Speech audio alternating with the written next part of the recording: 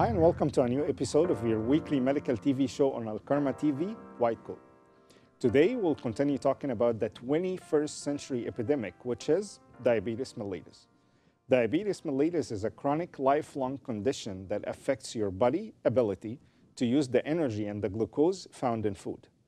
Almost in the United States of America, 9% are diabetics according to 2015 statistics. Before, in the last episode, we talked about the relation between obesity and diabetes, different types of diabetes, symptoms, and signs. Today, we'll focus more on how we diagnose the complication of the disease and the treatment. And it would be my pleasure and honor today to welcome in White Coat one of the outstanding physicians in Southern California, Dr. Fariborz, to talk to us and teach us more about that topic. For interaction with the program, send in all your questions and concerns to our official Facebook page, White Coat Alkarma TV, or if you want to interact with our guest directly today with any questions regarding that topic, you can call the numbers that will be shown on the screen at any time during the episode. أعزائي مشاهدي قنوات الكرمة في كل مكان في العالم، أعزائي مشاهدي البرنامج الطبي على شاشات قنوات الكرمة وايت كوت، بحب أرحب بيكم في حلقة جديدة من برنامجنا الأسبوعي. والنهاردة الحقيقة استكمالا لسلسلة حلقاتنا اللي عملناها عن مرض السكر. يمكن ركزنا شوية في الحلقات اللي فاتت عن إيه هو أنواع المرض ده، إيه هي الأعراض بتاعته. النهاردة هنكون مركزين أكتر على طريقة التشخيص، إزاي نتابع نفسنا، الكشوفات الدورية اللي بتحصل، وعلى أهم نقطة اللي حضراتكم مستنيينها ويمكن جات لنا أسئلة كتير عليها، أنواع الأدوية اللي موجودة في السوق. الحقيقة النهاردة هنتكلم بالتفصيل عن نوع من أنواع الأدوية اللي موجودة في السوق، إمتى حضرتك تاخده، الآثار الجانبية بتاعته، إزاي تتجنب الآثار الجانبية بتاعته، لأنه زي ما حضراتكم عارفين ويمكن قلناها قبل كده في الحلقتين اللي فاتوا، بيسموا مرض السكر هو مرض القرن ال21، لأنه الإحصائيات مرعبة جدا. يمكن 2015 آخر إحصائيات اتعملت عن مرض السكر في العالم كله، في دولة زي الولايات المتحدة الأمريكية 9% تقريبا من السكان، يعني تقريبا حوالي 30 مليون شخص مرضى فعلا بمرض السكر، وفي تقريبا قدهم مرتين في مرحلة ما قبل مرض السكر. فالحقيقة الإحصائيات صعبة جدا. كمان التغيرات اللي حصلت في اللايف ستايل بتاع الناس والفاست فود والكلام ده كله خلى ناس كتير قوي فعلا تبقى عرضة للمرض ده. هنشرح مع حضراتكم كل حاجة زي ما قلنا النهاردة. زي ما حضراتكم عارفين خلاص دلوقتي، لو حضراتكم أي أسئلة عن موضوعنا النهاردة تقدروا تبعتوا لنا على صفحتنا الرئيسية على الفيسبوك وايت كوت الكرمة تي في، أو لو حضراتكم عايزين تتواصلوا مع ضيفنا واحد من أفضل الأطباء اللي موجودين في جنوب كاليفورنيا هنا، دكتور فاريبورز شامس. الحقيقة يعني من أحسن الناس اللي بتتكلم في المواضيع دي، بخبرة طويلة جدا في القصة دي. فعلا تقدروا تبعتوا لنا النهاردة كل أسئلتكم، يا إما على صفحتنا الرئيسية على الفيسبوك، أو تقدروا تكلمونا أي وقت من أوقات البرنامج على أرقام التليفون اللي ظاهرة قدام حضراتكم على الشاشة. هنستقبل كل مكالماتكم واستفساراتكم عن أي حاجة تخص مرض السكر، وتحديدا عايزين نركز على الأدوية النهاردة زي ما قلت. متحمس جدا لحلقة النهاردة، إن شاء الله تبقى حلقة كويسة، ويلا بينا نبتدي فقرات برنامجنا النهاردة من وايت كوت.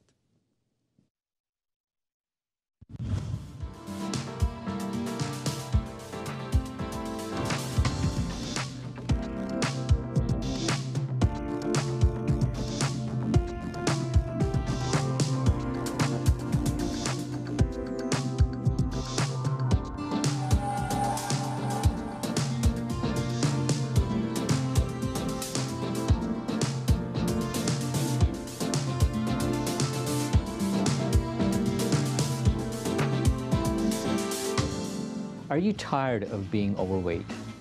Do you suffer from diabetes? Do you suffer from hypertension? Do you suffer from obstructive sleep apnea? Do you suffer from hypercholesterolemia? Have you suffered from heart attacks in the past? Strokes in the past? Are you tired of being ostracized in public? Well, I have a solution for you: robotic bariatric surgery. This can completely change your life. I'm Dr. Bobby Bascarow. I'm a robotic bariatric surgeon. I do robotic weight loss surgery, which can completely change your life. I offer 3 different types of surgeries that can completely change your life. The sleeve gastrectomy, the lap band, and the Roux-en-Y gastric bypass. One thing that's very unique about our program in that we have a dietitian, and you will get counseled on what to eat, what not to eat, and how to optimize the utilization of your tool for good weight loss.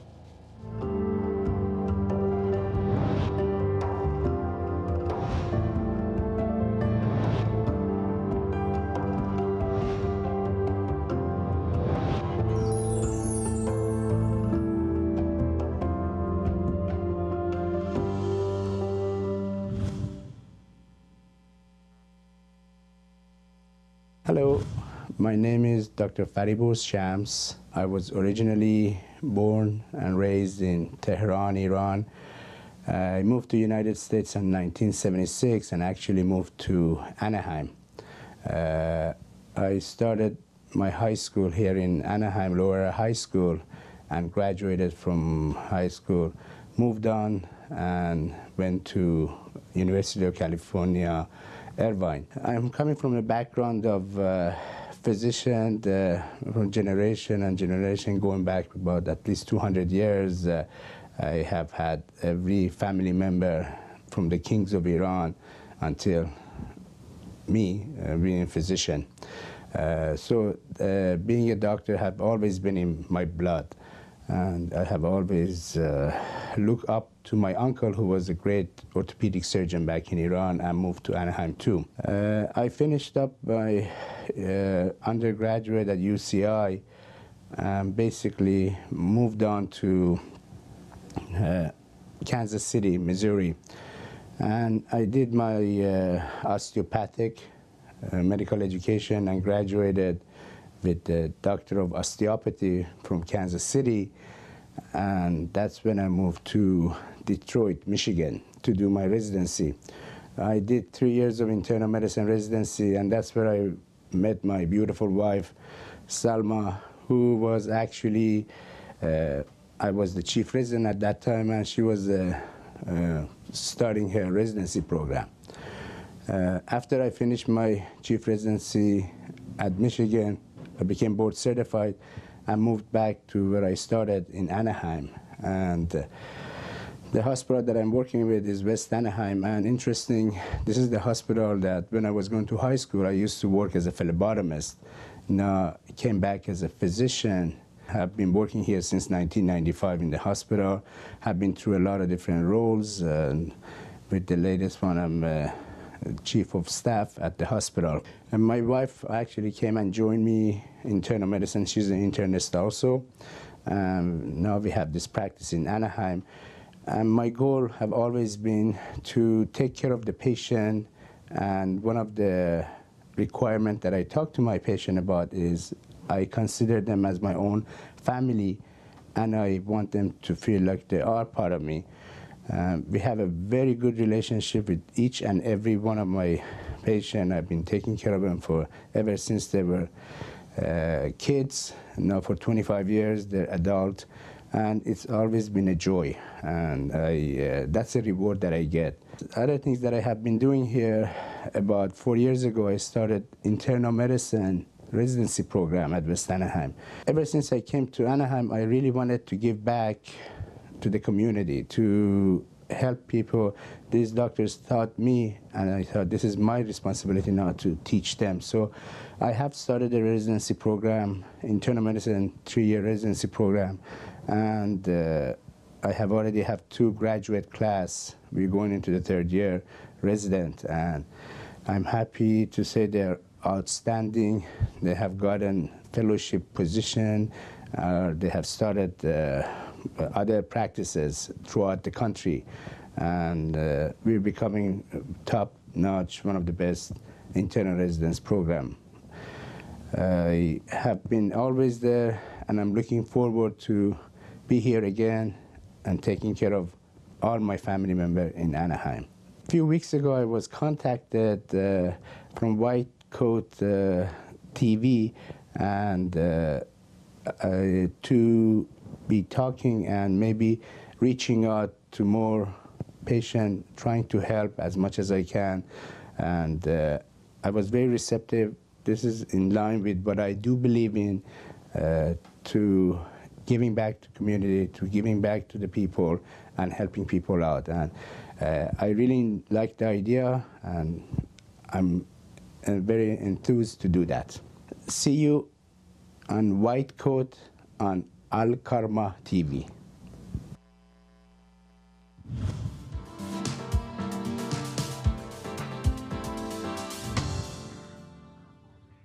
أهلا بحضراتكم مرة تانية. فقرتنا الرئيسية النهاردة والجزء الثالث من سلسلة حلقاتنا عن مرض السكر.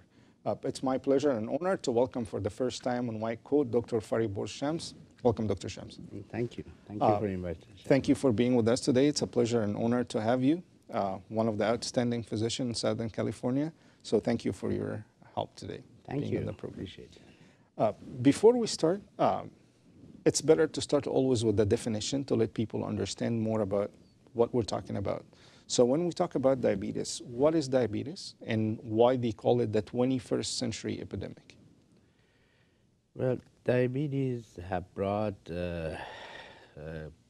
implication and definition, but mainly it's when the body cannot utilize blood sugar, okay. And blood sugar level is not controlled, and it just causes the damages that I'm going to be going through. Talking about it, and it is really an epidemic, and it's currently they have done research. They found out about risk factor, which is old age, obesity, which is really important, and activity. Okay. If we go through this, like the slide two shows obesity and diabetic prevalence, and as you can see, as obesity goes up, the diabetic ratio will increase. Slide two. And that's slide two. Mm-hmm. And slide three, I'm sorry, yeah. Move on to slide three is the prevalence in the United States, and that's slide three, which was the map of the United States. Slide four is the prevalence. Moving on to slide four is the prevalence, and on slide four you can see 21 million has been diagnosed, 8.1 million are still undiagnosed. Wow. It's so a large 9 number. millions are already established diagnosed diabetics. Correct. Right. Correct. So that's why they call it the 21st century epidemic. Okay. And it is becoming a crisis, actually. Look in the slide five. Shows that about 13 to 14 million Americans have impaired fasting glucose. Mm-hmm. And about 35 million. So I'll stop you here when you say, just to make it easier for our audience, when you say impaired glucose, what does it mean for them? Well, impaired glucose, as the beginning I said the definition, I asked about the definition of the diabetes. So impaired glucose means they are not able to use that glucose. Okay. You need to have some mechanism, some insulin to be able to use it. So it's not able to use that glucose. So is it pre-diabetic stage or? They are, yes, they can call it a pre-diabetic. They become full-blown diabetes, but that's the time that the body cannot handle all the glucose. Okay. And that's what the 9 million. So 13, 14 millions are impaired glucose. Correct. Okay. So, and then 35 million adults have impaired glucose, as I said. Average annual cost, which is really, that's why it's a catastrophe. It's for the diabetic patient. It shows almost $23,000 for the diabetic versus person who's healthy and not diabetic, only $2,500. And that is huge. That is very dramatic. It's coming. So it's epidemic for the 21st. It's epidemic. There is no doubt about it. No doubt. سؤالي الأولاني الدكتور شمس كان عن إيه هو مرض السكر. أنا بس هنمشي مع حضراتكم بسرعة، هنراجع الملخص للحلقتين اللي فاتوا، إيه هو السكر، أنواعه بسرعة قبل ما نبتدي فكرة التشخيص والعلاج. فسألته سؤالي الأولاني كان عن إيه هو مرض السكر، قال لي ببساطة شديدة جدا إنه الجسم ما بيقدرش يستخدم الجلوكوز اللي جاي من الأكل بشكل عام، وده هو الخلل اللي موجود. سألته كمان ليه بيسموه مرض القرن ال21 أو وباء القرن ال21 الجاي. قال لي لأنه الإحصائيات الحقيقة زي ما أنا قلت لحضراتكم تقريبا في الانترو، يعني الإحصائيات كبيرة جدا ومرعبة جدا. في دولة زي الولايات المتحدة الأمريكية 9% تقريبا من السكان، يعني 1 من كل 10 أو 11 بيعانوا من مرض السكر، ده غير اللي بيعانوا من مرحلة مرض ما قبل السكر. لو بصينا على سلايد 3 هتشوفوا حضراتكم العلاقة ما بين العلاقة الطردية ما بين السمنة ومرض السكر بتزيد جدا بالسن. يمكن حضراتكم شايفين الجزء اللي من 40 ل 49 سنة الناس بتبتدي معدلاتها تزيد جدا، من 50 ل 59 سنة المعدلات بتزيد بشكل كبير جدا. كمان في السلايد اللي وراها معدل الحدوث ده في الولايات المتحدة الأمريكية، شايفين حضراتكم بالسنين تقريبا من سنة 94 معدلات الحدوث السكر كانت يعني أصفر، ابتدت تحمر لحد ما رحنا لأقصى اليمين. كمية حدوث السكر بنسبة عالية جدا.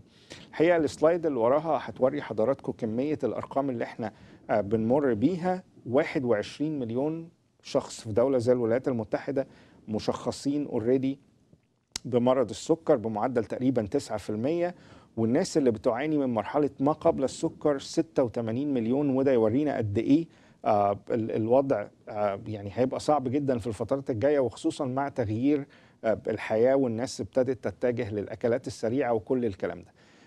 النقطة مهمة جدا، 13 ل 14 مليون بيعانوا من مشاكل في استخدام الجلوكوز. زي ما أنا قلت لحضراتكم 86 مليون عندهم مشاكل في مرحلة ما قبل مرض السكر. ده يورينا قد إيه إحنا قدام مشكلة كبيرة وجاية بشكل كبير جدا جدا. Dr. Shams, what are the different types of diabetes, just to let our audience understand? Yeah, that's a good question.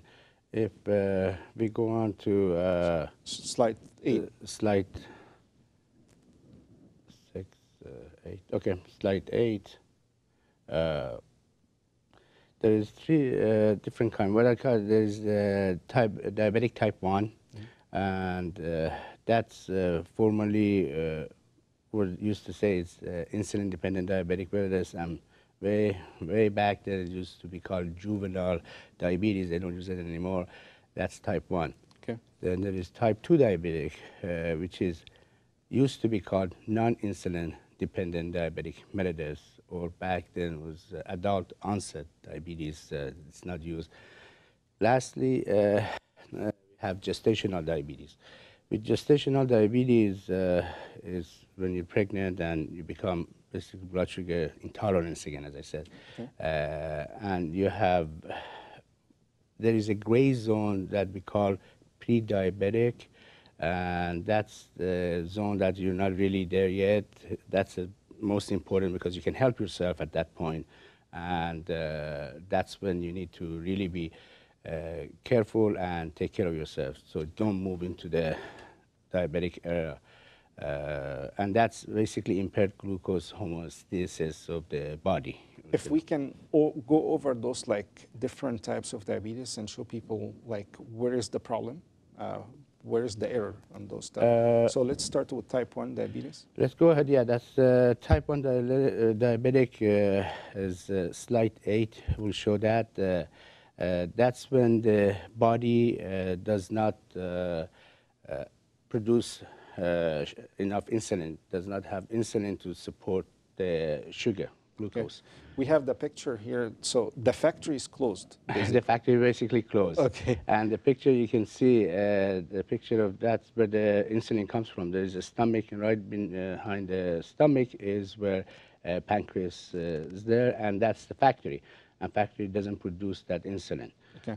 The insulin is, I call it like a car. The car factory is done, and it's not producing any car to deliver people. Right. What those people are, the sugar. So you don't have it. That's type 1. So the body cannot use the glucose because the factory is closed. There is no insulin There's to use no it. insulin. There is no shutdown. So Okay. that's why it's called type 1, or used to call insulin dependent. Okay. What about type 2? So now in type 2, we do have, if you go, actually the picture of it is in slide number 11. that you do have insulin. The factory is open, however, it does not produce enough insulin. Okay. So you do have insulin circulating. You can use some of your sugar, but you do not have enough to sustain and take care of all the sugar. And that's why it used to be called non-insulin dependent diabetic mellitus, which is very important for audience to know the difference, because that's what your doctor will ask you this question. Okay. When did you get it? How did you get it? So that's important to know the definition. الحقيقه سؤالي الثاني لدكتور شمس كان عن انواع الدايابيتس او السكر. اشهر نوعين على الاطلاق هو النوع الاول شويه بيحصل بدري في مرحله عمريه بدري، كانوا زمان بيسموه مرض السكر لمرحله الطفوله، ما عادش دلوقتي بيسموه النوع الاول النوع الثاني. والحقيقه في المشكله في النوع الاول زي ما قال دكتور شمس كانت انه المصنع ما بيصنعش. عارفين حضراتكم انه الجلوكوز او السكر بشكل عام عشان يستخدم في جسمنا لازم هرمون اسمه الانسولين بيفرز من حاجه اسمها البنكرياس او عضو اسمه البنكرياس. لو البنكرياس ده ما بيصنعش الانسولين فبالتالي الجلوكوز مش هيتحرق او مش هيعرف جسمنا يتعامل معاه ويستخدمه. عشان كده السكر بيعلى لانه ما بيتحرقش ببساطه شديده، لانه الهرمون المفروض يحرق السكر ده ما بيطلعش من البنكرياس. عشان كده ده بيسموه النوع الاولاني. النوع الثاني المصنع زي ما بنقول او البنكرياس بيصنع، ولكن التفاعل ما بين الهرمون ده والخليه ما بيحصلش بشكل كويس، وبالتالي برضو السكر في جسمنا ما بيتحرقش ولكن الانسولين موجود. وده الفرق اللي ما بين النوع الاول والنوع الثاني. Is the symptoms and signs are different between type 1 or type 2, or it's almost the same? Well, the bottom line is they really glucose intolerance. They cannot utilize glucose. So that's the bottom line for it. But in type 2, because the sugar continue to go up, you still have some insulin circulating around. As I said, the onset is very fast. In serious stage, just all of a sudden they notice all the problem. And the thing with diabetic type 2, which is the majority in this country, is underdiagnosed and for years and years to come. People do not know about it. And that's the thing with diabetic type 2. So the onset is different? It's totally different. Okay. And usually with type 1, type 2 diabetic, you have hyperglycemia, you have excessive thirst, which your mouth becomes very dry. You're just thirsty all the time. You keep drinking water, and you can't control. You just keep urinating. The amount of urine is just going up, and these are all the signs that telling you there is a problem. You need to watch it. And one of the most important thing is people with no reason, they start losing weight. Okay. And so unexplained weight loss is one totally of the unexplained. Like you have to check with your doctor what's going on. Really, you need to go talk to your doctor if you have any of these signs, especially weight loss. You haven't changed anything. Your diet is the same, exercise, everything is the same. You must check with your doctor. Okay. So weight loss and excessive thirst. Excessive thirst and urination. Urination. So they go to the bathroom at night. At night for no reason. No reason. During the day, at night, just keep urinating a lot. Okay. سؤالي لدكتور شمس كان عن ايه هي اعراض السكر بشكل عام سواء النوع الاول او النوع الثاني. سالته اذا في اختلاف، قال لي الحقيقه ما بيبقاش في اختلاف كتير في الاعراض، ولكن بالحقيقه النوع الاولاني بيبقى البدايه بتاعته زي ما بنقول سريعه اكتر والاعراض بتبان بشكل سريع جدا. النوع الثاني ممكن حضرتك يعني بعد شهر تفضلوا عندكم النوع الثاني ومش حاسين لفتره طويله انه في سكر. بالاعراض بتاعته زي ما دكتور شمس قال انه الواحد بيلاقي نفسه بيعطش كتير جدا، بيشرب ميه كتير جدا. من الحاجات المهمه جدا اللي حضراتكم تاخدوا بالكم منها انه لو حصل فقدان وزن بشكل غير مفهوم لازم تستشير الدكتور بتاعك عشان تعمل التحليلات بتاعه التشخيص. نقطة ثالثة مهمة جدا، الناس بتدخل التواليت كتير جدا، بتلاقي نفسك محتاج تستخدم التواليت كتير جدا من غير أي أسباب، لأنه ده مهم جدا إن احنا نعرف الأعراض دي كمان عشان نعرف نقدر نروح نستشير الطبيب. علامة مهمة جدا. الناس بتجوع، بتبقى لسه واكل وتجوع تاني، بتجوع بشكل كبير جدا. كل الأعراض دي مهمة جدا جدا للتشخيص، لأنه ده إذا ظهرت أي حاجات من دي لازم تستشير الطبيب الخاص بيك فورا، لأنه ده مهم جدا جدا جدا. So now we know the definition, we got to know the symptoms. How we diagnose it, that's the most important part. That is the key. That's Okay. a good question. So how do we diagnose it? And they have been revised now. I'd like to go over it, and if you look at slide, actually the diagnosis revised, slide number 14, showed that normal fasting blood glucose, if somebody is not diabetic, check the blood sugar, fasting, it should be less than 100. Okay. And if you take a load of glucose, sugar. When we say, sorry, I'm going to stop No, you it's like okay, to explain good. more. When we say fasting, that means for how long? Well, I say at least for 8 hours. Okay. So 8 hours, and that's one of the key things that I ask my patient. You need to check your blood sugar in the morning before you eat anything. That's fasting blood sugar.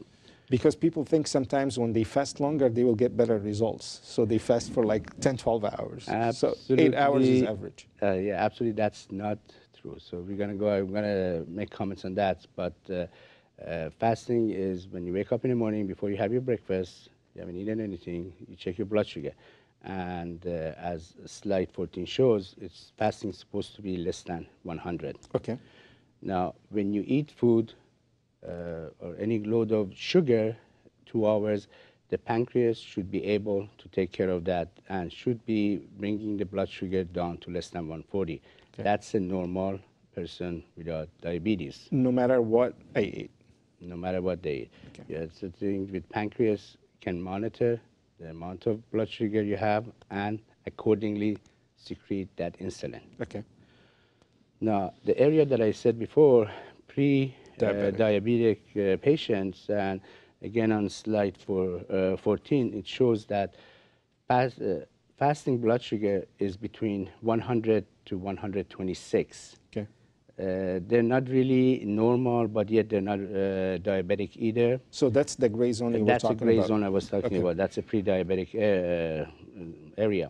Okay. And if once they eat the sugar breakfast load or whatever, the blood sugar is greater than 140. Okay. The pancreas is not able to bring it down to be less than 140. Okay. Still secretes some because it's keeping it below 200 level. Okay. So if after you eat 2 hours, and that 2 hours is very important, that when you eat. So for our audience, 2 hours is the key. The key, the very important thing is we used to really concentrate on fasting blood sugar for many, many, many years. And the newest data, everything coming out now these days is 2 hour, we call it 2 hour postprandial, which means 2 hours after you eat. Okay. It's very important. That's when your pancreas, you put your pancreas to test if it's working or not. Okay. So that's why, in that slide 14, it shows that 2 hours after eating, the blood sugar is between, it's above 140, but below 200. Okay. That's the number that, that means you're in gray zone. Okay.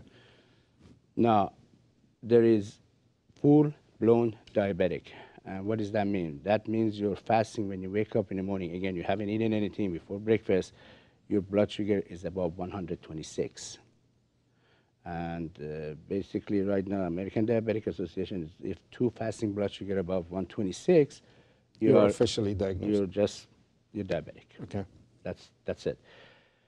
Now, for your body, as I said, for 2 hours is really, really important. And if you are diabetic, non-insulin dependent or type 2 diabetic, your pancreas is not able to bring the blood sugar down. Okay. So after 2 hours, you check your blood sugar, and it's above 200. And anything above 200, you are full-blown diabetic. Okay. That's the end of that. Since you have been mentioning numbers, so let's say that's the diagnostic criteria, right? Mm-hmm. What's the treatment goals? To finish those numbers and wrap them up, what's the treatment goals? Those numbers, the rate that they should be, the average rate they should be at. Well, there is different modes that we look at, but I like it to be, as I said, as a normal person. Diabetes is, I tell all my patients, diabetic patients, diabetes is the best disease you can have, and it's one of the worst diseases you can have. Okay. It's the best disease. It's my first time to hear it. It's really, every single patient come to my office. The first time I spend time, I talk to them, I say, the best disease you can have is diabetic, and the worst disease in the universe you can have is diabetic. And why? Is because if it's controlled, you manage it, you keep it normal, you're like any average normal person. So it can be put under control? Absolutely. Okay. Yes. And if it's not, it's a disaster. It's worse than having AIDS or any other kind of disease. It's really the most disastrous disease you can have. It's catastrophic, can be It's catastrophic. above catastrophic, actually. It's really, I take it very seriously. Okay. And very seriously. I have a question here. When we talk about the treatment goals, what is hemoglobin A1C? Because we're going to talk about that, so let's explain it first. Before. Okay, so what I do is, let's go back before I get to that. I want to go back. I tell my patient, you know, I want you to keep your blood sugar, fasting blood sugar, below 126. You remember I said normal diabetic patient have blood sugar less than 126. So I tell them you need to have less than 126 blood sugar. And when you eat, I ask them to please, I want to see the numbers 2 hours after eating, what it is. And often that you do, the more, the better, but at least once or twice a day. Check your blood sugar and let me know what it is. And 2 hours should be less than 140. Okay. Now, what hemoglobin A1C is, it just, I do it every 3 months at the beginning until I can get it controlled. What it does, it's an average of your blood sugar over the last 3 months. Okay. If you imagine, if you can go ahead and check your blood sugar every minute, on the minute, 24 hours a day, 7 days a week, for 3 months, you get a million number, you divide it, that's what hemoglobin A1C is. That number will give you what your average blood sugar has been throughout that last 3 months. So it's a very good number that we look at, and we like to, there are different class. Yeah, where do you like to see it at? My personal, and a lot of people say 7, and it has been, when I started, when I was in medical school, they were saying that 7, and that's very important, they were saying that 7, anything below 7.5 is great. You should keep it below 7.5. This day and age, 7.5 is unacceptable. And my patient, they know I like to keep it below 6.5. Okay. Now, a lot of societies recommending that 7 is okay, some of them even 5.8. I have found with my patient that's too low and the compliance will go down, but 6.5 is an average that, you know, 3 months is about 140 or so, which is good. I can live with that. So I ask my patient and I go over it that you need to keep it below 6.5. Okay. بالحقيقه سؤالي لدكتور شمس عن كان ايه هي الكريتيريا او ايه هي الارقام او ايه هي الطرق اللي بنشخص بيها مرض السكر. الحقيقه في جدول لطيف جدا دايما بنستخدمه وبنحب نوريه لكل المرضى، انه في الانسان الطبيعي او الشخص الطبيعي المفروض ان انا لو انا بعد 8 ساعات من الصيام او ان انا ما اكلتش بشكل عام او نمت وصحيت الصبح، يا ريت نشوف الجدول ده مع بعض. الجدول المفروض انه لما انا اخد السكر بتاعي يبقى اقل من 100. ده اي شخص طبيعي. لو كلت المفروض الاكل ده بعد ساعتين المفروض ان السكر ما يزيدش عن 140. لو شفنا الخانه الاولى اللي هي بالعرض النورمال، زي ما انا قلت انه لو الانسان صام في حدود ال8 ساعات وخد سكره في اي وقت باي حال من الاحوال ما يزيدش عن الرقم 100 بالظبط، ما يزيدش عن الرقم ده. بعد ساعتين من الاكل ما يزيدش السكر باي حال من الاحوال عن 140، لانه معنى كده ان البنكرياس شغال وفي انسولين وكله ماشي تمام. اللي كان بيتكلم عليه دكتور شمس اللي هي مرحله ما قبل مرض السكر، الشخص الطبيعي لو صام 8 ساعات المفروض سكره ما يزيدش عن 126. الشخص الطبيعي اقل من 100، مرحله ما قبل السكر ما يزيدش عن 126. بعد ساعتين الشخص اللي هو في مرحله ما قبل مرض السكر، احنا قلنا الشخص الطبيعي ما يزيدش عن 140، ده بنسمح لحد 200، كل ده بنشخص مرحله ما قبل السكر. الشخص اللي عنده السكر بالفعل بعد ما بيصوم مرحله ال8 ساعات وياخد سكره اي وقت بيلاقيه فوق ال 126، او بعد ساعتين من الاكل بيلاقيه فوق ال 200، ده اللي هو بنسميه رسمي، يعني بنديله التشخيص بتاع مرض السكر بشكل عام. سألت دكتور شمس كمان، طيب الدكتور شمس قال كلمة يعني الحقيقة، قال انه ممكن يبقى احسن مرض يجي لك وممكن يبقى أسوأ مرض يجي لك، لانه كله بيعتمد عليك انت. انه مرض السكر من الامراض اللي تقدر تتحط تحت السيطرة بشكل كبير جدا عن طريق حضرتك، واحنا هنساعدك بالميديكيشن وهنشوف ده بعد شوية، ولكن ممكن تحطه اندر كنترول زي ما بيقولوا، ويبقى مرض عادي جدا تستطيع التعامل معاه، والناس احيانا بتاخدها يعني دراما قوي، ولكن لا، انه مرض ممكن يتحط تحت السيطرة بشكل طبيعي. طب عشان نحطه تحت السيطرة دي الارقام تبقى عاملة ازاي؟ السلايد اللي بعدها الحقيقة بتورينا فكرة الارقام ممكن تبقى عاملة ازاي. لو حضرتك مريض سكر، واحنا هنا بنتكلم على مريض السكر، انه معدل الجلوكوز بتاع حضرتك وانت صايم ما يزيدش عن ال 126 او ال 130 زي ما احنا حاطينها، ولكن هي 126 هي المستخدمه دلوقتي. كمان الناس عارفه حاجه اسمها الهيموجلوبين A1C، او احنا بنسميه بالعربي السكر التراكمي او قياسات السكر التراكميه. وفي مصر والدول العربيه معروف بحاجه اسمها التراكمي، الرقم التراكمي بتاع السكر. الرقم التراكمي بتاع السكر ما بنحبش نشوفه فوق ال7 ابدا. يمكن دكتور شمس قال انه البيرسونال بريفرنس بتاعه انه يبقى، او التفضيل الشخصي بتاعه انه يبقى تحت رقم ال6.5، لانه ده مهم جدا جدا. فكل المرضى بتوع السكر اللي شايفيني دلوقتي، تحاول حضرتك تحط انه السكر الصايم بتاعك يبقى تحت رقم ال 126. كمان التراكمي او السكر التراكمي بتاعك يبقى تحت ال6.5، يعني بنسبح ل7، ده في اضيق الحدود. Dr. Shamsi, you mentioned diabetes can be catastrophic, right? So what are the complications that can be seen if the diabetes is not under control? This is what I tell my patient, and I want everybody to know that. As I said, diabetic is one of the most disastrous, more than catastrophic disease that you can have. Diabetes affects everything from your hair to your toe. Everything in the body is damaged. If we go to slide 16, we'll show you it affects the eye, which we call retinopathy. Can we, before discussing the complication, I'll take you back. Let's correct two of the math that we have. Fasting more than 8 hours will give you better results. So I want you to give a clear message to our audience. If I fasted more than 8 hours, would I get better results in glucose? Absolutely not. Okay. Absolutely not. And let me actually, good point that I really need to bring up. Yeah, audience please. to know. A lot of people think that if I don't eat, I only eat once a day or twice a day, and my blood sugar goes up. And that is absolutely true. Because if one of the recommendations is you have to eat more often. I tell my patient even 6 to 8 times a day, and they say 6 to 8 times, that's a lot. So I don't mean eating a lot of food, just a snack. Half an apple is a meal, 1 cracker. The goal of that is to keep your liver producing more sugar. Okay.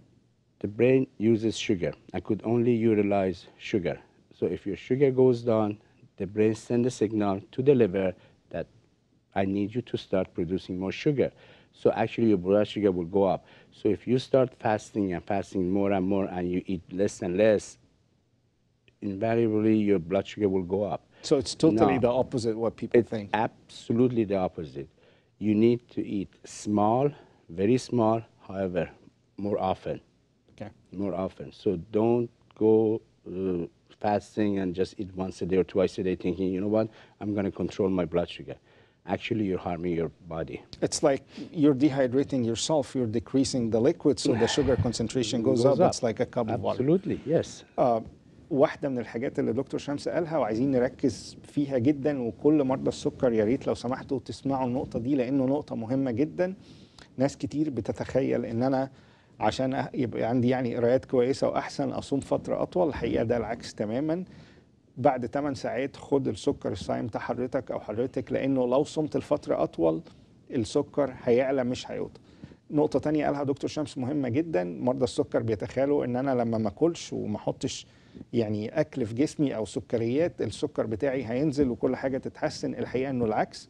وعايز ادي حضراتكم مثال انه عدم الاكل او الشرب لفترات طويله جدا بيركز السكر في الدم. هدي حضراتكم مثال بكوبايه الميه والسكر. لو دوبنا معلقه سكر في كوبايه ميه وابتديت اعرض الميه دي للشمس، وهي فكره الجفاف او عدم الاكل بالنسبه لنا، الميه هتبتدي تتبخر ومعدلات السكر هتتركز اكتر وهتزيد في كوبايه الميه دي، لانه حجم السائل نفسه بيقل. هي نفس فكره الجفاف اللي بنعرض ليها نفسنا لما ما ناكلش وما نشربش، فده بيزود معدلات السكر في الدم. مهم جدا ان احنا بنبقى مركزين في النقطه دي. The second myth we need to correct: chasing our tails. Keep taking reading every hour, every half an hour, and all. What's your recommendation in that? That is actually the worst thing you could do. Okay. By keep checking your blood sugar, what you're doing, you're getting yourself anxious, you increase your hormone in the body. Cortisol. And what that does, actually, it raises the blood sugar. Okay. You need to, again, the most important thing is early in the morning fasting, as I said. Just make sure you take it before. And if you want to do it anytime, at just 2 hours after you eat. And the goal is to bring it down.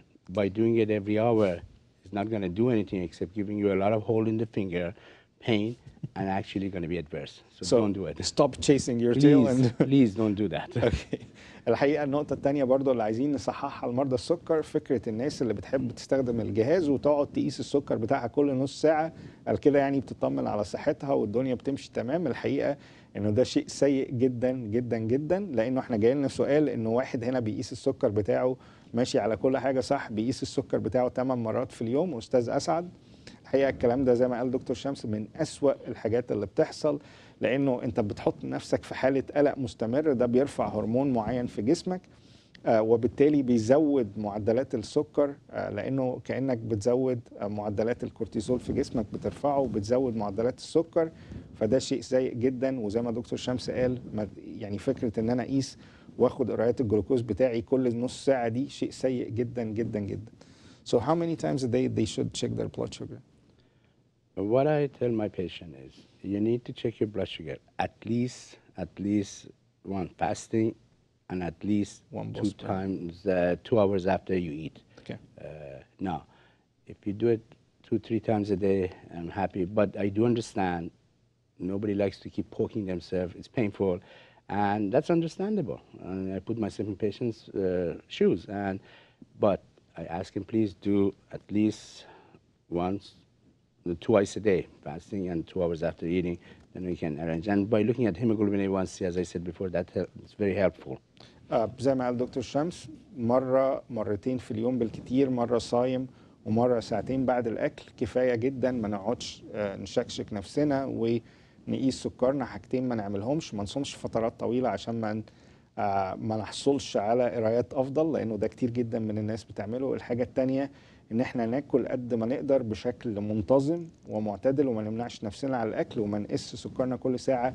3 حاجات غلط بتحصل جدا، لازم كل مرضى السكر اللي سامعيني يتوقفوا عنهم تماما. زي ما حضراتكم بدانا يجي لنا اسئله هنجاوبها معظمها عن الادويه.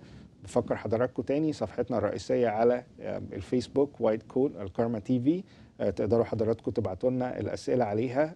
بحاجه تانية، الارقام اللي موجوده قدام حضراتكم على الشاشه، هنستقبل اي مكالمات او اي استفسارات لحضراتكم عن ادويه السكر اللي موجوده في السوق. وعارف حاضر هجاوب الاسئله اللي جات لنا دلوقتي على الفيسبوك.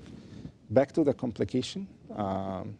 What are the complications can be expected if diabetes is not under control? Yeah, that's basically the important part of diabetes, the complication. And you need to know what the complications are. As I said, it's anything from your head to toe, beginning retinopathy, which means the eyes. It does affect the eye, blindness, and these are all outlined in slide 16 that shows may trigger hemorrhage, complications of the diabetes. That causes retinal detachment, which means you can't see anymore. We go down to the peripheral neuropathy. You have a lot of pain associated with the nerve in the foot and the sensation, neuropathic. I had a patient actually that is very interesting, and the audience need to know this. how important it is. This was a patient of mine back in Detroit that guy goes and take a shower and look in the shower and when we see all blood all over the floor, got really upset at the wife. Why is this blood here? And looked on, didn't know there was a nail in his foot and had no idea there was a nail there. Because they lose the sensation. The sensation is gone. Okay. This person was years diabetic and never took care of it and had no sensation, none whatsoever. So that's called peripheral neuropathy or neuropathic. You have an increased risk for cardiac. The heart, it affects the heart, the blood supply to the heart, and causing heart attack and increasing your mortality. For male, I get a lot of times it's very important sexual dysfunction. Again, they cannot control because of the blood flow. Erectile dysfunction. Exactly, erectile dysfunction. One of the other things is ulcer, as I said, you won't even know, and healing. When you're diabetic, one of the worst complications is healing. If you have any surgery, any cut, any problem, the healing will be so delayed, and that's not good. You mentioned ulcers, you mentioned peripheral neuropathy and bleeding and all those stuff. So foot care is important for diabetic. Foot care, two things that I mandate with my patient, they have to do is, one, yearly eye exam. Diabetic. That was my next question since you started talking about it. What's the checklist that every single diabetic should go through? This is, and that's part of it. The eye exam is mandatory every single year, at least once a year. They have to have eye exam. It's mandatory. And two is seeing a podiatrist. Foot exam is very important. As I said, the problem with diabetic is you don't know, it's approach you from behind and you're feeling good because your sugar is always high. And well, I feel great. There's no problem. You have the high and you don't check. If you don't check your foot, the sensation, the podiatrist, the foot specialist doctor check your foot and see if the sensation is going down. That means you're getting the neuropathy. It is very important, and you need to see the foot doctor at least once a year.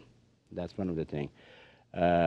So foot doctor, ophthalmologist once a year. Mm-hmm. What else they can check? As far as the checklist, well, those are the two, and then regularly, as I said, the blood work. Okay. They have to do the blood work. Especially microalbumin. Yes, microalbumin. That's one of the things that, as I said before, it causes nephropathy. That once the kidney gets damaged, it's irreversible. Okay. And it have shown that if it's damaged already, the way we look at that, we get microalbumin in the urine. And what that is if body should be able, the kidney is supposed to be able to reabsorb these small proteins. And if it's damaged and they cannot absorb it, they start secreting it in the urine. So we obtain the urine to make sure that we're not at that stage, because that's a stage that the kidney is still able to be saved. We can save the kidney. We've shown that if you don't take care of it and you have gross protein in the urine, that's when you end up going on dialysis. Okay. So check your kidney, check your eye, check your foot. الثلاث حاجات اللي قالهم دكتور شمس عشان دول مهمين جدا وحاجة كل مرضى السكر اللي سامعيني لازم يعملوها. الحقيقة أنا بس هقول المضاعفات الصحية اللي ممكن تحصل نتيجة السكر بشكل عام. بتحصل مشاكل في النظر بشكل كبير جدا، قد تصل لنزيف في الشبكية، انفصال في الشبكية. مهم جدا ان احنا نخلي بالنا من المضاعفات دي. كمان التهاب الأعصاب الطرفية بيبقى صعب جدا. بنشوف ناس قد ايه بتشتكي من انه رجليها منمله، مش حاسه برجليها. ده كمان بيخلي ان انت تفقد الاحساس في رجليك. زي ما دكتور شمس قال، في واحد من البيشنت جاي له كان بينزف لانه في مسمار داخل في رجله وهو مش حاسس. كان شيء سيء جدا. فالتهاب الاعصاب الطرفيه بيخليك تفقد الاحساس في رجليك تماما. بيؤدي كمان لقرح شديده جدا. الكلى من الحاجات اللي بيحصل لها مضاعفات كبيره جدا مع مرضى السكر. عشان كده مهم ان احنا دايما نعمل تشيك على الكلى. كمان الامراض القلب بالذات الذبحات الصدريه والجلطات بتزيد جدا مع مرضى السكر، لازم نعمل تشيك على ده. لكل الرجال اللي سامعيني، كتير جدا بيحصل مشاكل في الانتصاب، ضعف الانتصاب بشكل كبير جدا. كل ده لو السكر مش تحت السيطره، انما لو حطينا السكر تحت السيطره مش هنشوف كتير من المشاكل دي. زي ما انا قلت القرح وبالذات في الرجلين بتبقى مهمه جدا. سالت دكتور شمس كمان ايه الحاجات عفوا اللي البيشنت لازم يعملها كل سنه. قال لي تحاليل عشان نشوف الكلى اخبارها ايه، لازم يشوف دكتور لرجليه البودايترست مهم جدا، لازم يشوف دكتور نظري عشان يكشف على نظره. We have a phone call from California. بنت الرب من كاليفورنيا، اتفضلي حضرتك على الهواء. الو، اتفضلي يا فندم حضرتك على الهواء. الو. انا بسال، انا عندي دايبيتس حوالي 20 سنه كده، وباخد ميتفورمين، وباخد جديد دلوقتي انفيكانا. اوكي. فانا بسال على انفيكانا، في ناس كتير قالوا والتلفزيون قال ان هو بيبوظ الكلى انفيكانا. اوكي.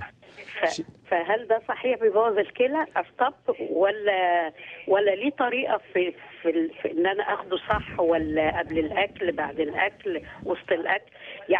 يعني انا عايزه اعرف على انفيكانا. بس هو بيظبط السكر على فكره، هو بيظبط السكر قوي. صح. احنا عاملين فقره كامله على كل الادويه اللي في السوق، منها الانفوكانا. She has been diabetic for 20 years. She's taken metformin and she's taken Invokana from the promos and commercials and stuff. She heard that it messed up her kidneys. So she's asking if that's true, the best way she can take it, the ideal way she can take it with. Metformin and Invokana messed up the kidney? Invokana specifically. She's asking about Invokana. Well, you need to know the mechanism, and Invokana is basically makes the kidney secrete the sugar in the urine. And so with that, you're probably peeing a lot. We have a full segment for it. On that, yeah. So I have not seen that Invokana causing the kidney damage. But if your kidney is already damaged, you should not be taking the Invokana. Okay. زي ما سمعتي حضرتك الإجابة، احنا الانفوكانا دواء بشكل عام بيعتمد على فكرة انه بينزل السكر في البول. بنشوف احيانا التهابات في مجرى البول كنوع من الآثار الجانبية، ولكن في تحاليل معينة بنعملها لو هي متظبطة تقدري حضرتك تاخدي الانفوكانا. لو هو هيبوظ الكدني او التحاليل دي طلعت مش مظبوطة حضرتك هتبطليها. عندنا فقرة كاملة عن الأدوية هنناقش فيها مع حضراتكم كل الأدوية اللي موجودة في السوق بالأسماء والآثار الجانبية وأفضل طريقة نقدر ناخدها بيها. So since you mentioned one of the complications is neuropathy, ulcers and all that stuff, when the patient can contact the doctor if he saw any kind of changes in his feet? Like when to contact the podiatrist? Well, if you see any change in color, if there is any change in the color, Slide 19.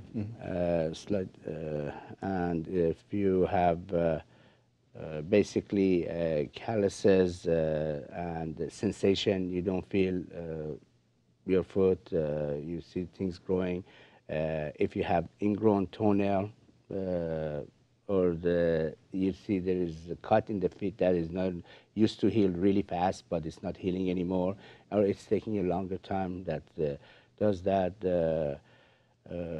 If there is cracks in the foot, and again, the most important thing is sensation, because once you lose that sensation, not only you're prone to get other problem, cuts, and delay healing, is the sensation which basically balance you also, and you really need to see the foot doctor at that point as soon as possible. سؤالي لدكتور شمس كان عن امتى لو في اي حاجه نقدر نكلم الدكتور بتاعنا لو اي تغيرات حصلت في الرجل. قال لي اي تغيير في لون الرجل، او اي تغيير في درجه الحراره بتاع الرجل، او اي تغيير في الاحساس. لو حسيت ان انت مش حاسس برجلك تكلم الدكتور بتاعك على طول، لانه دول 3 علامات مهمه جدا ان احنا نكلم الدكتور بتاعنا ونروح فورا نشوفه.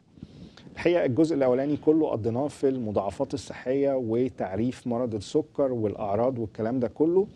الجزء الجاي هنتكلم على العلاج فقط، هنتكلم كل انواع الادويه اللي موجوده في السوق، هنتكلم على اثارها الجانبيه، الطريقه المثلى لاستخدامها، امتى نوقفها، هناخد بس بريك، نطلع مع حضراتكم بريك ونرجع تاني نتكلم على كل الأدوية اللي موجودة في السوق، وفقرة خاصة بس عن أدوية السكر الموجودة في السوق.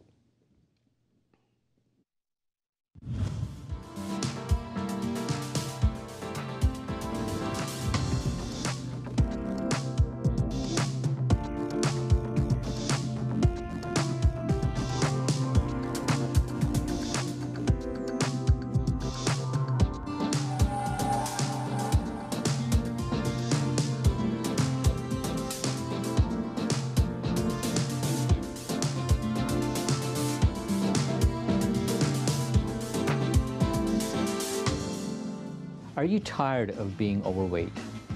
Do you suffer from diabetes? Do you suffer from hypertension? Do you suffer from obstructive sleep apnea?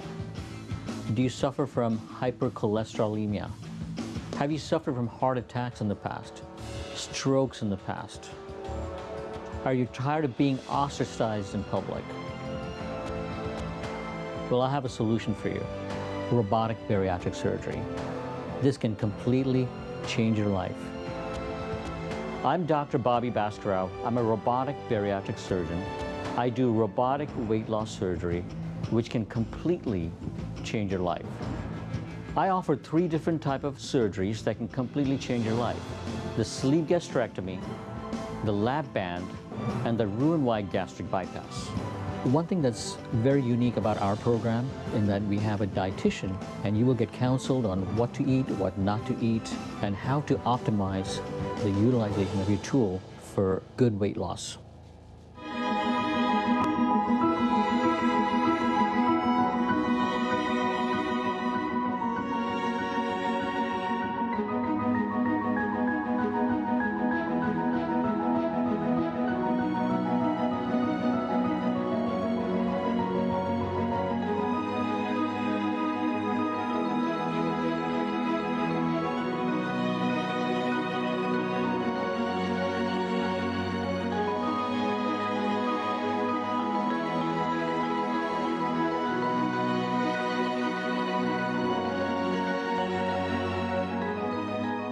Truly I say to you, whoever believes has eternal life. I am the bread of life. They don't need to go away.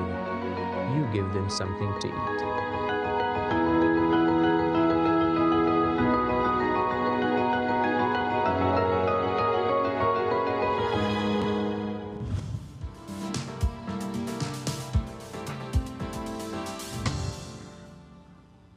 اهلا بحضراتكم مره تانية، والجزء الاخير من حلقتنا النهارده اللي هنتكلم فيه زي ما وعدتكم على الادويه، بس كل انواع الادويه اللي موجوده في السوق، الاثار الجانبيه بتاعتها وطرق استخدامها. والحقيقه جاي لنا اسئله كتير على انواع كتير من الادويه. The first question, it's a comparison. Couple, one of them ate pizza, blood glucose is 140, and the other one ate salad, blood glucose is 140. They're asking if that means like one of them is sicker than the other. No, that's not true, actually, because it depends on a lot of different factors. You know, if some person have higher weight than the other person, the sugar, how much sugar they have taken, and basically body mass have a lot to do with it also. So it doesn't mean that you are more sicker than the other one. Again, we look at the fasting sugar and 2 hours after, and that's what determines how sick, how well your diabetic is controlled and how well you are. So you can't compare people with people. So one of the advices today is do not compare yourself Please, to anybody. Don't. Okay. You're an individual person. You are created, and you are the only one. So you should concentrate on your own health, and not that you shouldn't be concerned about the other person, but your number is your number, the other person's number is that number. So don't compare. The most important part, most of the questions are focusing on this part, which is treatment. So let's start with the non-pharmacological part of the treatment, when we should use it And then let's talk about medications. Yes, that is basically the hallmark of it, treatment. As I said, if you are having your diabetic, your blood sugar is controlled, you're good like any normal person. There's nothing wrong. So the treatment, prevention, I believe in prevention. If you are in that area that I said, pre-diabetic, you know you're getting that point, you start taking care of it. And how do you do that? The number one thing is basically diet and exercise. You need to know what you're supposed to eat. Go back to say, fasting and not eating, or eating only once a day or twice a day. Don't think that you're helping your body. Actually, you're damaging your body. This is the most important thing I want everybody to remember. Eat more frequently, small, very small portion, but frequently. And try to maintain near normal blood glucose level. Since you mentioned diet and exercise, what's allowed and what's not allowed in food when it comes to diabetic patient? Okay, so things like, we go to slide 24 or 24. Like what's allowed and what's not allowed for diabetics. Things like to avoid anything like candy, sugary, cookie, cake, ice cream, pie, anything that tastes good. You know, just don't. Anything tastes good, don't eat it too much. Anything that's good and tastes good is not good. Okay. And the food, bread, rice, potato. You know, those are the. Try to avoid it. Try to avoid it as much as possible. Now, what's healthy? Like if we have any, because I have a question here on Facebook about sugar substitutes, Splenda and sweet and low. Yeah, anything that's approved by FDA is fine.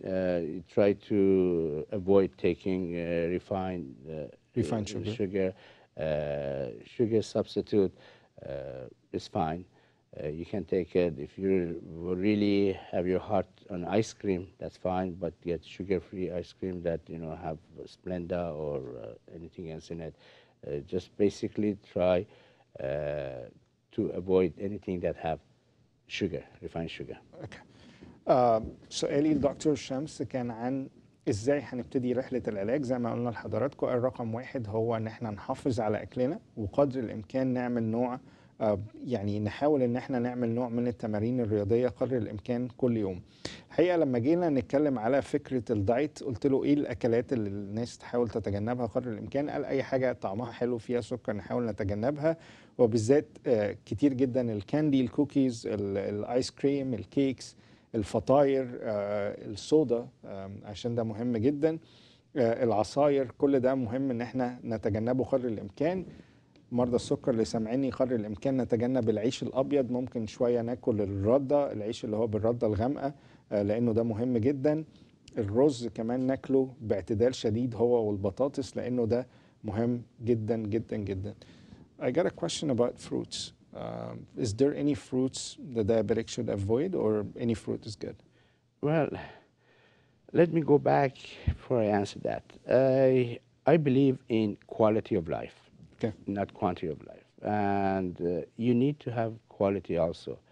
And I encourage my patient to be sensible and eat right. And if the fruits that like orange, grapefruit, citrus fruits have a lot of sugar in it, so try to avoid it. Now, if once in a while you're really craving to have an orange, get fine. one. Okay. Just take it. That's fine. I don't want people to just be, don't enjoy their life either. Okay. Another question about the diet soda. Does it make any difference than the regular soda? It does make a difference. I advise everybody to just basically stay off of soda totally. But if you really must have it, there's nothing, you should not take regular soda. You should take the diet soda. Okay.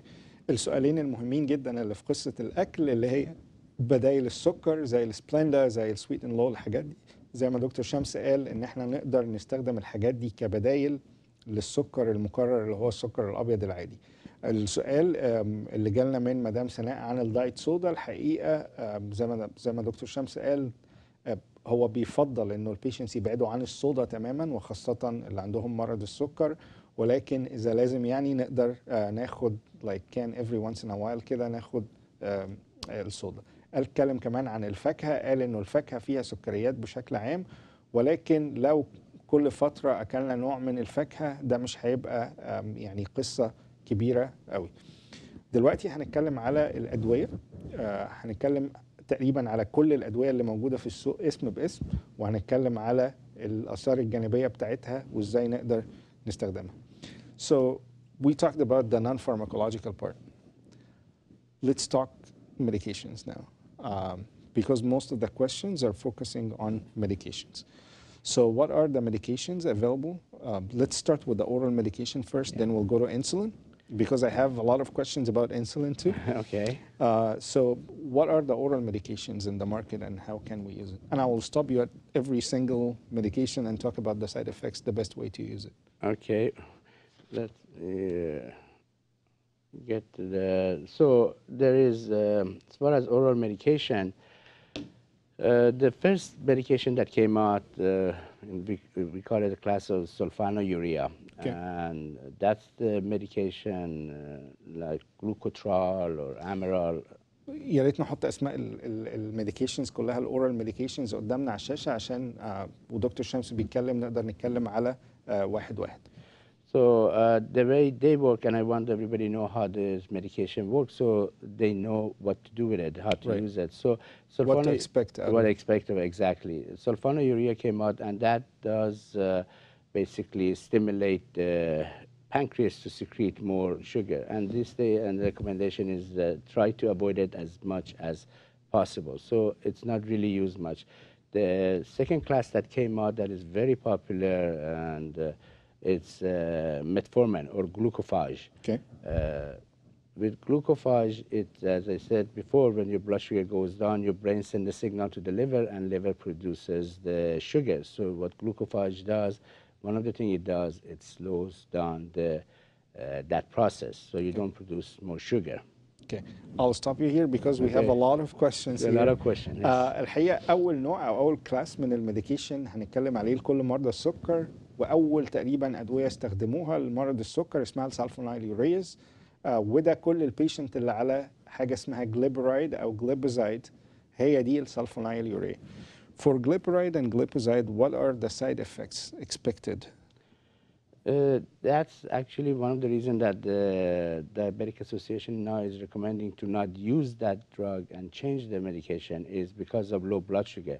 It causes hypoglycemia, which could be life-threatening. Okay. When we say hypoglycemia, we talk about like blood glucose level of what? I have seen it as goes as low as 30 and 40, wow. Which basically patient is in coma then at that point. Okay. What should the patient do if he started like monitoring some low blood glucose readings? Well, first you need to call the doctor immediately, your doctor, but you need to know the signs of it, the signs of the low blood sugar. Please. What happened, you start having, the first thing you happen is you start having palpitation. My heart is beating really, coming out of my chest, and you start perfusing, sweating, shakiness, it comes. And these are all because of the, as I said, the brain sending signal to the liver to produce more sugar. So this is the way your brain is talking that your blood sugar is getting low. So you need to take some sugar load to bring it up. Check your blood sugar. If it is low, have a candy, and always have a candy or glucose tablet, orange juice, something that brings your blood sugar in up. Water. Sugar in the water. Just put a couple of packets of sugar in orange juice and drink it, and you see that the heart start going back normal, the shakiness start subsiding, and talk to your doctor about that medication, because again, these medications, sulfonylurea, have seen a lot of hypoglycemia. Okay. الحقيقة أول عيلة بنتكلم فيها اللي هي السلفونيليوريا، زي ما أنا قلت كل البيشنت على جليبرايد أو جليبوزايد، البيشنت اللي على الأدوية دي وسامعيني دلوقتي، واحدة من الآثار الجانبية الكبيرة جدا انه بتسبب ان السكر ينزل جدا في الدم، وبالتالي زي ما دكتور شمس قال لازم البيشنت يدرك ايه هي العلامات او الاعراض اللي يلاحظها على نفسه. هيلاقي قلبه ابتدى يتحرك بسرعه، ابتدى يعرق، ابتدى ايديه يبقى فيها رعشه. كل ده البيشنت لازم يفهم انه الجلوكوز بتاعه ممكن يكون نزل، يقيسه لو اقل من 70 ياخد ان شاء الله معلقه سكر في ميه او ياخد كاندي. دايما بنقول لكل مرضى السكر اللي على النوع ده من الادويه خلي كاندي في جيبك، بحيث انه لو حسيت باي حاجه من الاعراض دي تاكل الكاندي او تاكل الحلويات دي فورا عشان ترفع معدلات السكر في الدم. اول عيله اتكلمنا عليها السلفونيل يوريا، جليبرايد وجليبوزايد. العيله الثانيه اللي اتكلم عليها دكتور شمس اللي هي الميتفورمين والجلوكوفاج. جالنا اسئله كتيره على الميتفورمين والجلوكوفاج، هحاول الخصها بسرعه. The side effects of metformin and glucophage. Glucophage is really a good medication, and it should be the first line treatment, and it does work. But the problem with glucophage is once you start the patient, when the patient takes the glucophage at the beginning, it have a lot of GI, gastrointestinal problem. Report massive diarrhea. As soon as they put something in the mouth, they have to go to the bathroom. One of the questions I have here, nausea with glucophage and metformin. How they can go over the nausea with glucophage and metformin? What they should do is actually always the lowest dose possible. And I tell my patient, like a 500, it's come in a 500 milligram dosage tablet, usually twice a day. I tell them to just break it in half, just take half twice a day. Still have that, just take half a day. And that doesn't do much for the sugar. What I do is, it is helping them, the body adjusted and get used to that, and then they can increase the dose. That's the way to get over that side Taken effect. with food, would it help? It does help taking it with the food, but again, the problem comes at the beginning. As soon as you put anything in your mouth, you're in the bathroom. So take it with the food, but maybe start just only half of a pill for a week or so, then take half twice a day, gradually increasing it. I have a question regarding using glucophage and metformin for weight loss, purely for weight loss. That is really, there is other way of losing weight than Better, healthier ways. than much healthier. Have to say, glucophage originally when it was invented came out, that's what was produced for weight loss. Right.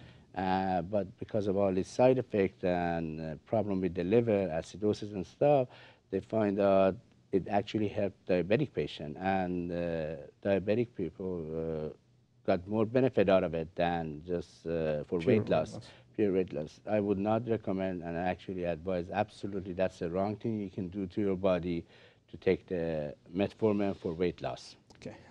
الحقيقة الأسئلة اللي جات لنا عن العيلة الثانية من أدوية السكر المستخدمة اللي هي الميتفورمين والجلوكوفاج. الحقيقة أول سؤال جالي على الآثار الجانبية للجلوكوفاج أو الميتفورمين.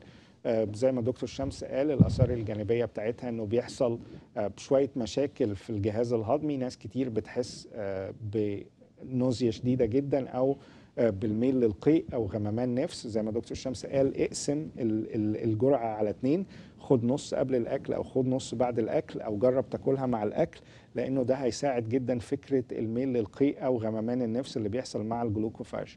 حاجة تانية بيزود معدلات حمضية الدم شوية. جالي سؤال تاني على الميتفورمين والجلوكوفاج، ايه هي الآثار الجانبية بتاعته؟ دي الآثار الجانبية بتاعته مشاكل في الجهاز الهضمي أحيانا، ميل للقيء، غممان النفس. زي ما احنا قلنا اقسم الجرعة على 2. جالي سؤال تاني عن انه في ناس بتستخدم الميتفورمين والجلوكوفاج بس لفقدان الوزن. الحقيقة انه زي ما قال دكتور شمس الميتفورمين والجلوكوفاج في الأول خالص كانت نازلة للنوع ده انه تساعد الناس انها يفقدوا الوزن، وبعدين لقينا ان هي بتعمل مشاكل شويه في الجهاز الهضمي، بتزود معدلات حمضيه الدم. بكرر تاني الاثار الجانبيه، بس لقوا ان هي بتساعد مرضى السكر بشكل كبير جدا. فبنت الرب او اللي بعتالي ان هي بتستخدم بس الميتفورمين والجلوكوفاج لفقدان الوزن، دكتور شمس قال انه دي من الحاجات السيئه جدا الناس بتستخدمها لفقدان الوزن. فمن فضل حضرتك في طرق كتير افضل لفقدان الوزن عن استخدام الجلوكوفاج أو الميتفورمين بشكل عام. So what else do we have for oral medication in the market? So after the glucophage, I move into another class of drug, which we call it SGL2 class of drug. Those are medication like Forxiga or Invokana, Okay. which is We very just got the popular. question about them now. Yeah. You did? Okay. Which is very popular, and it's a really good medication. I have had enormous, tremendous amount of success. But again, just like everything else, every medication have a side effect, and I think everything you put in your mouth have a side effect. It's just if you take it correctly and for the right reason, it will help. If it's for the wrong reason you're taking it, the side effect of it is not going to be good. So What are the side effects for Invokana and Farxiga? Invokana, before we get there, let me just explain a little bit how it works. The main way the Invokana works is your kidneys, when they filter the blood and comes out as a urine, your kidney, the sugar goes through the kidney for the filtration and it gets reabsorbed to the bloodstream. That's normal person. Now, if you take SGL2 drugs like Invokana, what it does, it blocks that reabsorption. So what happens is you start secreting more and more sugar inside the urine, and you just basically urinate and it goes down. When the sugar goes in the urine, it pulls the water also. And that's one of the things when the diabetic patient, one of the signs, if you remember I said at the beginning, they urinate a lot. And one of the reasons behind that is because sugar gets into the urine and kidney cannot reabsorb it. So the water goes out also. So it causes weight loss as well. It causes weight losses, but the weight loss is actually water loss. Fake. It's a fake weight loss. That's why I know some people take it because it shows that the weight goes from 200 to 170 pounds, 175 pounds, but that's actually the water, and that's not the right weight that you need to lose. Well, what about the UTIs too with Invokana? Yes, and so what happens is the sugar gets into the urine, and the more sugar is in the urine, what happens? You predispose yourself to getting a lot of infection. It's a good culture and medium for the bacteria as well. Bacteria loves it. You know, it's moist, a lot of sugar, dark, warm, and we're they feeding love the it. bacteria. Oh yeah, they're in heaven. So they grow. So that's why it's a great drug, but use it the right way. So those are the side effects: dehydration, side effect of it because you lose a lot of water. You get UTI, and one of the most important thing is. I have not seen it. It's very small in the study they did, cancer, predispose you to cancer. So there is a lot of risk with every kind of drug, but what I want to stress here is if you take it the right way, you monitor, it's a great drug. There is no safe drug here, even aspirin, right? Nothing, nothing. Everything that goes in the mouth. Is there any kind of labs can be done to monitor Farxiga? Absolutely, absolutely. It's a must. Once your doctor starts you on this medication, which is, again, I want to reiterate, it's a great medicine. I really like it. I have a lot of my patients on it. But one of my criteria is I have to monitor the kidney function. Because as more and more water you lose, you get dehydrated, your kidneys start shutting down. And that is not good. So we have to monitor the kidney. Kidney is the most important thing, and you don't want to lose your kidney. اوكي اتكلمنا عن العيله الاولى اللي اتكلمنا عليها اللي هي الجليبرايد والجليبيزايد سلفونايل يوريا. العيله الثانيه اللي هي الميتفورمين والجلوكوفاج، جاوبنا على كل الاسئله اللي جات لنا عليهم. العيله الثالثه المستخدمه بشكل كبير جدا اللي هو بنسميها الاس جي ال تي 2 اللي هي بنسميها الفارسيجا او الانفوكانا اللي هو السهم عليها دلوقتي. دول الاثنين ميديكيشن الموجودين في السوق. جالنا سؤال من بنت الرب على الفارسيجا تحديدا او الانفوكانا، انا اسف. الانفوكانا زي ما دكتور شمس قال، الانفوكانا والفارسيجا النوع ده من الادويه بيشتغل على فكره انه بينزل معدلات السكر، بينزلها مع البول بشكل كبير جدا. فبيعمل حاجتين، انه بيظبط السكر زي ما هي قالت المتصله اللي كانت معانا قالت صح، بيظبط السكر بشكل كبير جدا، ولكن بينزل معاه كميه كبيره جدا من الميه لانه بيعتمد على انه بيعمل لود على الكدني او ضغط على الكلى بشكل عام، فبينزل السكر بينزل الميه فمعدلات السكر بتنضبط، ولكن بيعمل كمان جفاف شديد جدا لانه بنفقد ميه كتيره جدا من جسمنا. زائد انه لما السكر بينزل مع البول، السكر ده بيبقى مواد مغذيه جدا للبكتيريا. البكتيريا بتحب السكر بشكل عام، فبيسبب كتير جدا من التهابات الجهاز البولي. وده نقطة جدا مهمة جدا لازم نعرفها. يبقى إذن العيلة دي سواء الانفوكانا أو الفارسيجا بتظبط معدلات السكر زي ما دكتور شمس قال. من الادويه الكويسه جدا اللي مستخدمه واللي نازله جديد في السوق بشكل رائع جدا، ولكن دايما نتنبه لفكره الجفاف الشديد جدا اللي بيحصل معاها. مرضى كتير جدا بتحب النوع ده لانه بيسبب ان هم يفقدوا كتير من الوزن، بس زي ما دكتور شمس قال بيفقدوا وزنهم بس ميه مش اكتر من كده، فبنسميه الفيك ويت لوس او الويت لوس اللي مش حقيقي لانه بس بينزل الميه من الجسم. مهم جدا انه البيشنتس اللي على النوع ده من الادويه، بكرر تاني سواء الانفوكانا او الفارشيجا اللي سامعيني كويس، دايما يعملوا تحاليل عشان يتاكدوا ان الكلى بتاعتهم شغاله بكفاءه وشغاله بشكل كويس جدا، لانه ده مهم جدا جدا جدا. الاثار الجانبيه بتاعتهم فقدان الوزن الشديد جدا، الجفاف الشديد جدا، التهابات المجرى البولي بتبقى كبيره جدا، ولكن غير كده احيانا يعني بيبقى الدواء كويس طالما هو مونيتورد كويس، طالما وظائف الكلى كويسه تقدري حضرتك تاخديه بامان كبير جدا. We have another phone call from New Jersey. توفيق، اتفضل حضرتك على الهواء يا فندم. ايوه مساء الخير يا دكتور. اتفضل يا فندم. انا عندي سكر اكتر من 20 سنه. وفي السنوات الاخيره كنت باخد ميتوفورم 1000 الصبح و1000 بالليل. Okay. دلوقتي بحس ان انا محتاج اكتر، ساعات باخد 3000 في اليوم. Okay. وباخد معاهم جينيفيا 1000. Genovia, okay. هل ده صح ولا غلط يا دكتور؟ Okay. He has been diabetic for 20 years and he has been taking metformin 1000 milligram BID and Genovia 100 once a day. Sometimes he needs, his blood sugar goes up, so he takes a third 1000 milligram of metformin. So what's your advice? I don't advise that because what you do, you're really not helping your sugar. All you're doing is basically increasing your side effect, increasing the problem. If the blood sugar is already, it sounds like you have maximized the treatment and you need some sort of other class of drug to help it. And by increasing it, it's the wrong thing to do. I would not advise it. So is there any alternatives that he can do other than increasing just the metformin?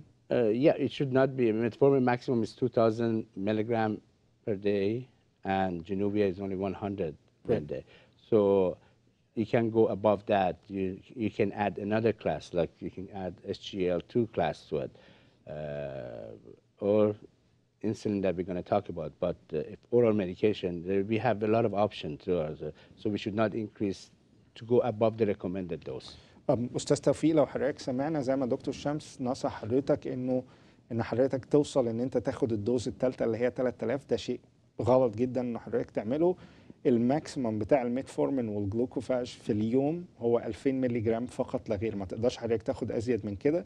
فمن فضل حضرتك فكره ان انت تاخد ال1000 الثالثه ده شيء غلط، ولكن ممكن نظبط السكر بطريقه مختلفه عن ان احنا ندي ميديكيشن كمان، او الانسولين ممكن يبقى اوبشن. انا عارف انه الكلمه دي ما بتعجبش ناس كتير، هنناقشها بالتفصيل. هنعمل الجزء الرابع من سلسله حلقاتنا عن السكر، ولكن زي ما بقول لحضرتك فكره ال1000 الثالثه دي مش كويسه. لازم تناقش مع الدكتور بتاع حضرتك، يا اما نضيف كلاس ثالث من الميديكيشن زي الانفوكانا او الفارشيجا اللي كنا بنتكلم عليهم، او ان احنا نفكر في الانسولين بشكل كبير جدا.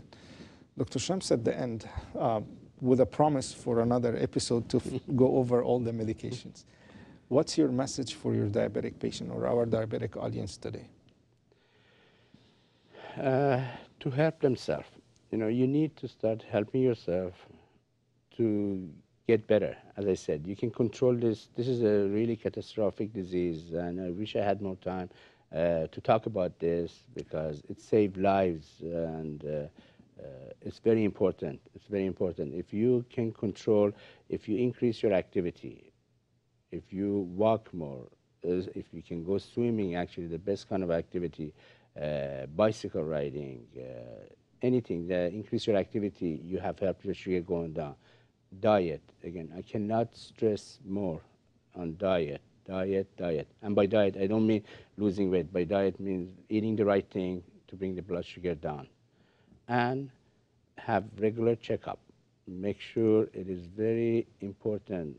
see my patient and every month, if it needs be, at least every 3 months. So keep a very close leash on the blood sugar.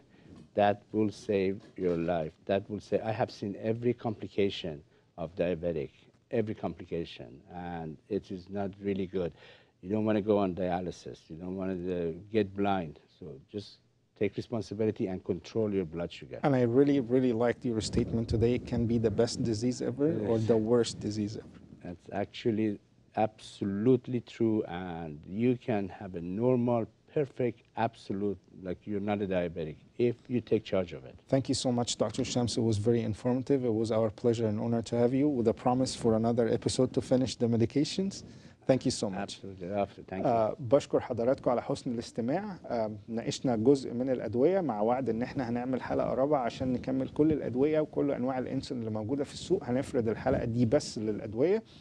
بشكر حضراتكم على حسن الاستماع ونشوفكم على خير إن شاء الله وحلقة جديدة من وايت كوت الأسبوع الجاي.